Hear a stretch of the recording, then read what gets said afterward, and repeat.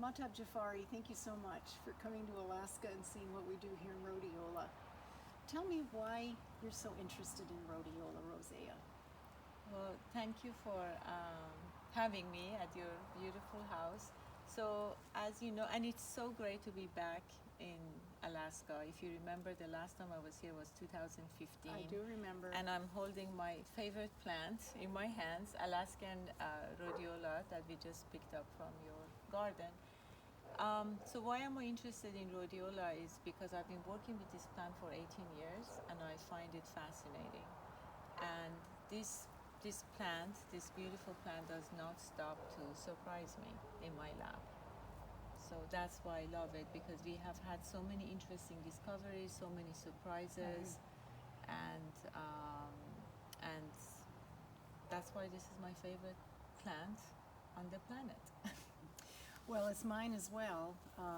I learned about it, from a Science News article in about 2008.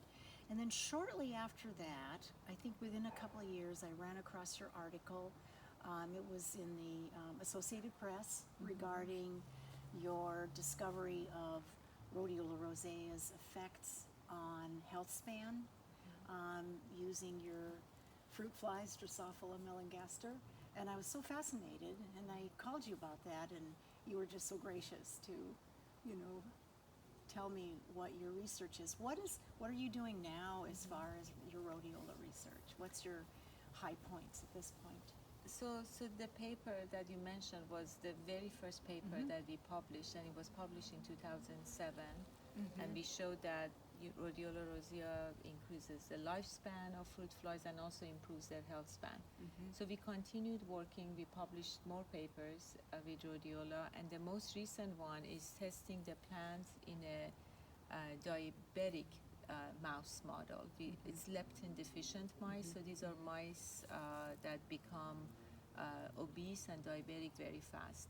So we gave them rhodiola, and we noticed that rhodiola modulated their microbiome, and it also improved the biomarkers of diabetes. So of course we did the study in mice, not humans. So the next step would be to test the plant extract in humans who have prediabetes or diabetes, and we are in the process of designing that study. Well, I can't wait, because I get a lot of clients and patients asking me if it will help their diabetes and their weight loss. And of course, we don't have clinical studies yet, but I have, testimonials from clients who tell me that it's helped them lose weight. I think part of it might be, in addition to the diabetic modulation, is that it also lifts people's mood and helps them with energy, and so they might just then be more physically active and maybe improving their diabetes that way as well. Yeah, I can't comment on that because I haven't done the studies. But in the model systems I have worked with, flies, fruit flies, and rhodiola. Of course, we are in Alaska because there's airplanes and planes everywhere. Right? Yeah. So yes, in flies and mice, these are the two animal models I have worked with, and also cultured cells. Rhodiola has been doing great, and we share many of our genes with these model systems. I mean, people ask me, why do you work with fruit flies? And I always tell them that it's a great model to work with for lifespan and health span studies, because we share 75% of our disease genes with fruit flies. So the hope is to extrapolate our findings and our studies in flies in human studies. Have you found any toxic effects? No, in flies, I've been working with rhodiola for 18 years. We've done a number of dose finding studies, and that was in the beginning. That was in 2005 and 2006. And what we were looking for was the most effective dose to increase the lifespan and improve the health span. In humans, it's really I would say it's hard to have a toxic dose because you have to really take rhodiola in the 1,000 milligram doses. So based on the limited clinical studies that we have, in humans, if you stay within the range, which is up to 300 milligrams a day. There are some studies at higher doses. Yeah. There are studies suggesting even maybe 500 or 600 milligram. But I would say, and everybody is different. This is what makes this plant so fascinating and complex at the same time, because some people cannot take more than 50 milligrams because it gives them a little bit too much energy. Right. And some people can tolerate 300 milligrams, no problem. So. Yeah, that's what I hear from my patients and from my clients, that some people do well with minimal doses. But I'm just so grateful for you to come and visit us, and it just gives me more motivation to keep doing this.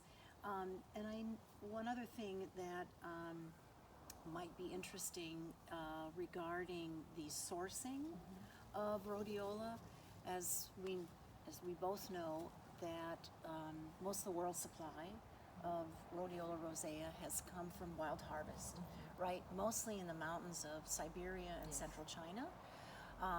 And in those areas, the plants are threatened to extinction from overharvesting. In the wild, these plants can be decades old when they're harvested because they grow in such remote, harsh climates. But if you cultivate it in similar climates like in Alaska, you can actually get these plants to maturity in 5 years. So now that it's been placed on the endangered species list, which prohibits international trade of the wild sourced, cultivated rhodiola is really the only way to go. And what I'm really hoping to, and in working with you, is to make sure that what we're cultivating here is as good a quality as what you get from, wild harvest. So no, I can agree more, and that's actually one of my passions. Is not obviously working in the lab and testing rhodiola in flies and mice is fascinating, but I'm also hoping to help the farmers in Alaska to come up with a good quality rhodiola, and we've had many success stories. So I am planning to continue that, to test the plant extracts from from Alaska, from farmers in Alaska, and I don't not only test them to make sure that they have the biomarkers that you need to have in this plant, but also to see if they have any biological activities, to test them in flies, to test them in mice. So my plan is to continue this work, and I'm just very happy to see that happening. I was here in Alaska 2015, and I don't know if you remember the very first time the very first time I touched rhodiola, it was almost like, and you said it. You say it was almost like a religious experience. So I was like so happy and so excited, and I'm now back 8 years later, and wow, the changes in agriculture. We now have several acres in production. We're looking to increase the acreage. We really hope that in the course of the next handful of years that we can get 100 acres going a year. Wow. And if we could do that, we could become really one of the major world sources for cultivated rhodiola. Oh, that would be fantastic. I really am excited, and I'm so happy that you came to see what we're doing. Thank you. Thank you. Thank you.